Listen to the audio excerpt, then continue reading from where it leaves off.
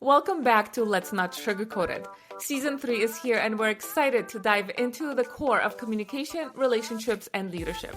We're your hosts, Bella and Lee, a husband and wife duo with a successful business helping couples and organizations get it together to play a bigger game and elevate their relationships and performance. We believe in keeping it real, so each week we'll bring you incredible guests, entrepreneurs sharing their authentic experiences, along with episodes featuring just the two of us tackling the tough topics. So, if you're ready to enhance your connections and sharpen your leadership skills, you're in the right place. Let's get started. And we have a household full of girls. Yeah. So let's ask these men. And entrepreneurship and business, there's a lot of ins and outs. How do you manage the estrogen in the house? I'm going to go back to that cool, calm, collected statement you said. I mean, that's a key thing for me, right? Is just not getting enrolled in all the chaos sometimes, right? You just kind of let it. Yeah. My role in the household 90% of the time is to balance the energy, right? That's how I see it. No. I just shut it down. There is a since it's all this topics about masculinity and femininity, like at some point a man just has to put the foot down at the end of the day. And with my girls, and they're incredible girls. They are very well behaved. But they push the bear. Poke the bear. And you don't go far. Like, I don't have particular patience. You a patient fella. I'm like, even her daughters felt that too. Like, you can't take it far. But then they're great. Like, it just balance, yin and yang. You just balance itself out. I don't know. But like, and they only are with you every second week, so they get a break. Yeah.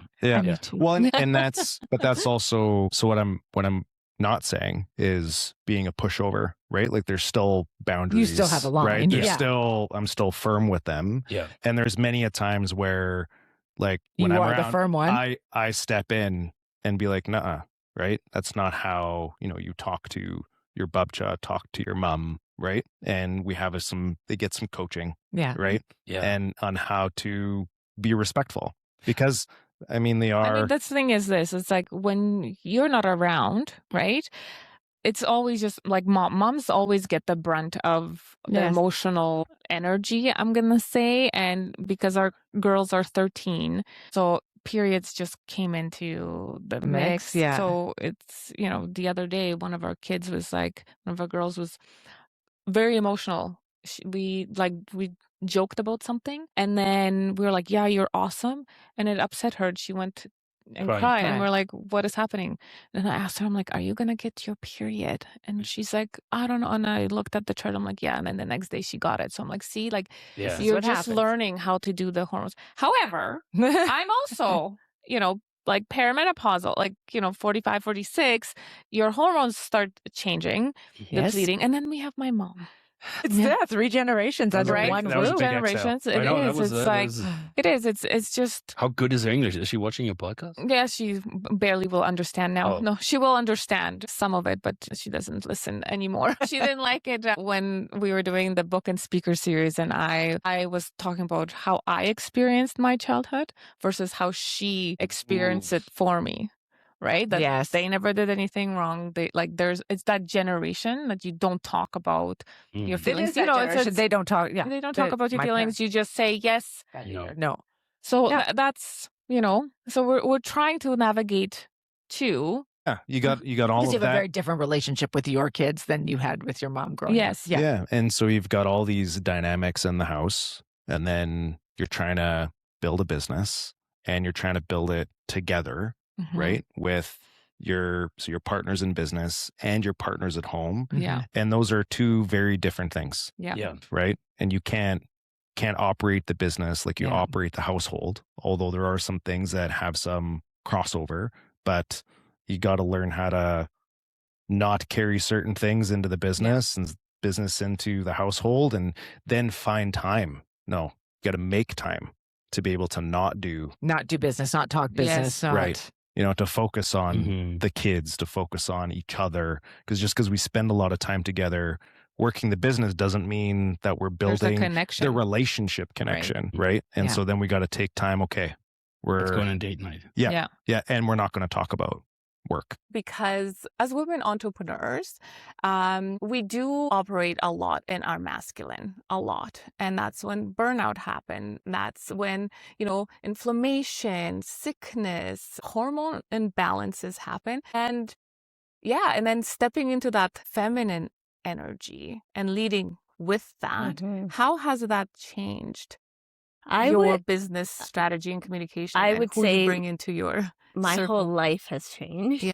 The first thing is, I had wanted to be in my masculine. I had wanted to dominate. I had wanted to make a lot of money. I had wanted to lead. I had wanted to be very, very strong and ambitious. Not to say that I don't want that anymore. I would just like to do it in a way that feels more natural to myself and my body. I would say being in that energy all the time eroded my relationship and my marriage. I would say that had probably played a large part in why we weren't able to have a conscious relationship, because masculine men are not attracted to masculine women. Like that's just not a thing. It has to have some sort of polarization. And so when you're a very, very strong woman, then you're going to attract a softer, more subtle man. And not like there's anything wrong with it. So this journey for me has really been around understanding that each of us are both masculine and feminine, and then how do we play in the middle? And I've never been one to be super in balance. And so now I'm just in a time in my life where it's really important that I'm able to do that. So what does that mean for me from a business perspective is getting more help. Like I don't have to do everything myself. Releasing things that don't serve me. So whether that be relationships or friendships or clients or businesses, I'm finding a way for me to work smarter instead of harder. Coming from an immigrant family, which similar to you, you have a background in that as well. We're told we have to work really hard and you have to work hard. There's only hard work. Yes. Oh, my mom to this day, she's like, no what are sleep. you doing?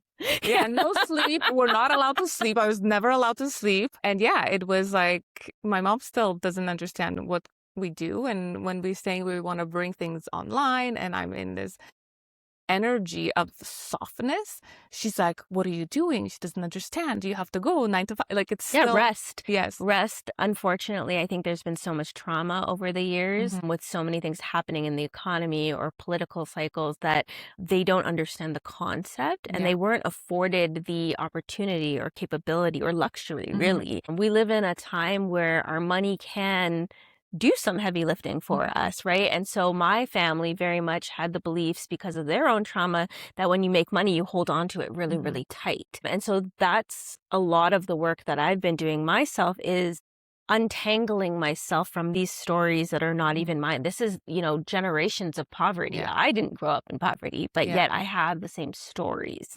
Right? And so to me, that's soft girl era. Right?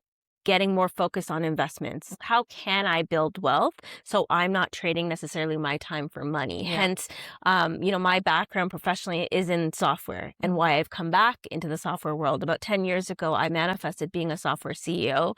I'm so grateful that this is the opportunity I get now, but it's the concept of building something once and selling that over and over and over again, right? Every single month. And versus in these last 10 years prior to this, it's been about services. And so, yes, you can make a lot of money in services, but I'm working a ton. Right? I'm constantly on sales calls. I'm constantly in delivery. I'm constantly just go, go, go, go, go. So then where does that leave room for relationship? Yeah, babe. I have a question because in this fast-paced world, people want a quick fix now. They want a pill to fix everything. Not wrong. How do you navigate Do both. that type of I mean, I remind the patient. Okay, there you go. So in my practice, no, literally, seriously. So people, you always, the way I think about it is this: oftentimes, you're looking for an early win, right? Okay, so where can we win today for this particular thing, right? That's important to the patient, right?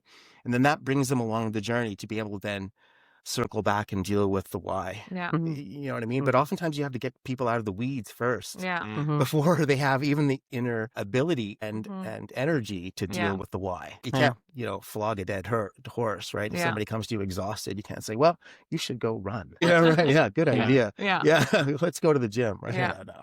What I think of being human is we also sometimes need those quick wins to give us that momentum and that sense of like, okay, this is working. And taking the pill, right? I love the traditional doctor answer. It's like, well, it depends. Totally Yeah. depends. But Yeah. Everything is both, right? But it's like context. you get that little quick win, but it's like Yeah. it's not the long term. Well, Not right? always. So Yeah. take this, Yeah. it's gonna get you feeling better or on a path. So then you can also do these lifestyle changes, right? Yeah. That in time, whatever that time is, then you don't need to do the pill Well, fix and I find a anymore. lot of my patients at the moment, are really feeling discouraged by medicine. So saying, I'm seeing my doctor tells me I'm fine, I don't feel fine. How do I get to the bottom of this? This is why they're reaching out to us and going, we're reaching out because we've heard that you guys have a different approach. And part of my explanation to the patient is usually that Canadian doctors, and I say Canadian because I'm in Canada, Canadian doctors are trained to treat disease. So if you are not sick, I have no job,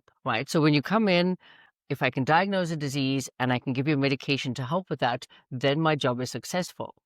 They are not trained to prevent disease. They don't have the time to work with the patients either, because in the system that they've been trained in, they are told this is your expectation. You spend that time, you treat the disease, you move them on. So preventative medicine is not something that's in their wheelhouse. They're not even familiar with it. Then you want to add the nuances of things like, let's say, women's hormones and men's hormones, where it doesn't always fit into the defined numbers that they've been trained. I say as well is when we look at lab values, the lab values are only there to tell us whether you have a disease or not. They're not there to tell you whether or not you're healthy. So when you're in normal doesn't, like, a 2 out of 10 and an 8 out of 10 are not the same score, but they're both normal. And a lot of our patients are looking for that, how we can look at, okay, what in my normal realm can be optimized.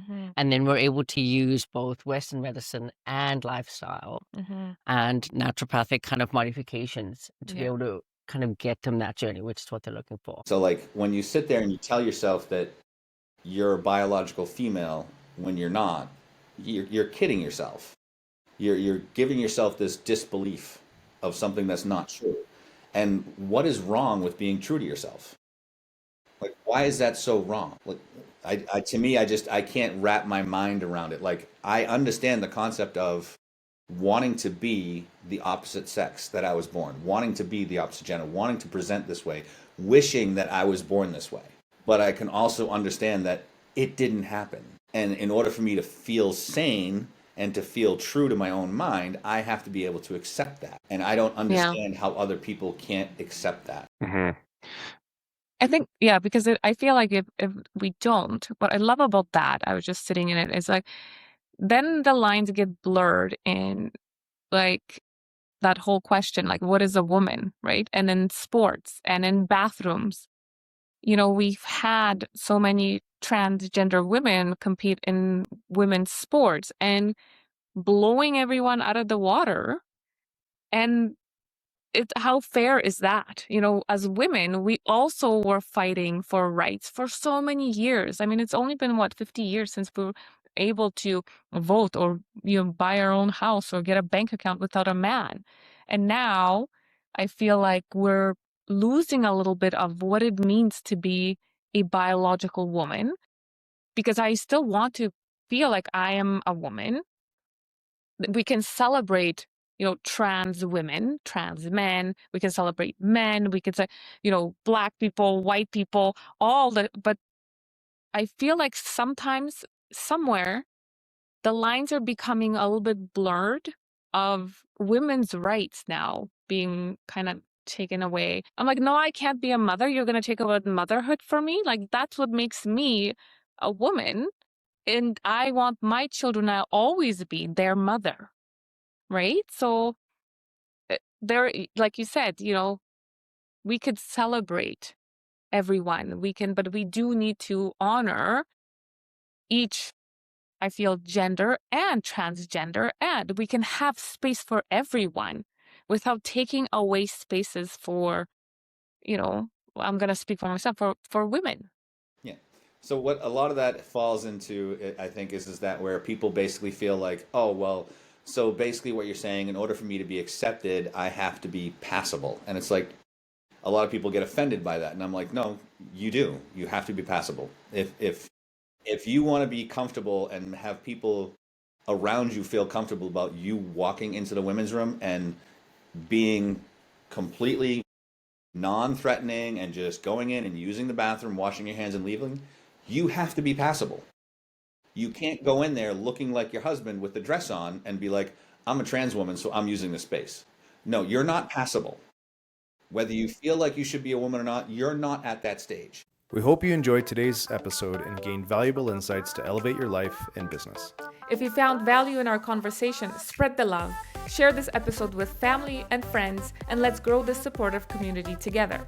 And don't forget to like and follow us so we can reach more amazing people just like you. Until next time, remember, let's not sugarcoat it. Keep it real, raw, and unfiltered.